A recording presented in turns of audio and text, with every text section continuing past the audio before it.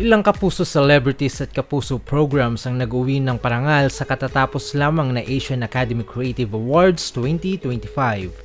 Inuwi ni Sanggang Dikit for Real star Dennis Trillo ang Best Actor in a Leading Role para sa pagganap niya bilang Dom Zamora sa 2024 MMFF film na Green Bones. Samantala, pinarangalan naman ang Green Bones script nila Ricky Lee at Ange Atienza bilang Best Screenplay.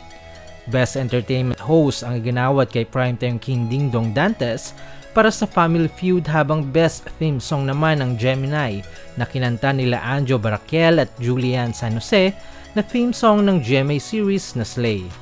Hindi rin nagpahuli ang mga GMA Entertainment at GMA Public Affairs programs dahil Best Adaptation of an Existing Format ang The Voice Kids Philippines, Best Cinematography ang Beauty Empire na pinagbidahan nila Barbie Forteza at Kailin Alcantara, Best Comedy Program naman ang Pepito Manaloto at iginawad sa Los Sabongeros ang Best Documentary Program.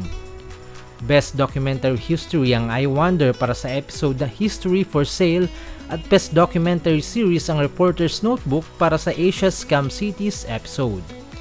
Ang award-winning program ng GMA na Kapuso Mo Jessica Soho ay nag-uwi rin ng parangal bilang Best Infotainment Program para sa segment na Inside the Crocodile Cage, at ang YOLO sa Antique ng Biyahe ni Drew ay pinarangalan bilang Best Lifestyle Program.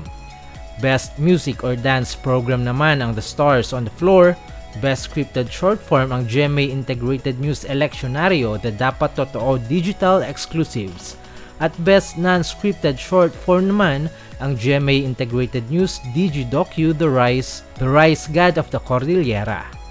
Ang Asian Academy Creative Awards ay nagbibigay pugay sa kahusayan ng malikhaing gawa mula sa 17 bansa na kumakatawan sa industriya.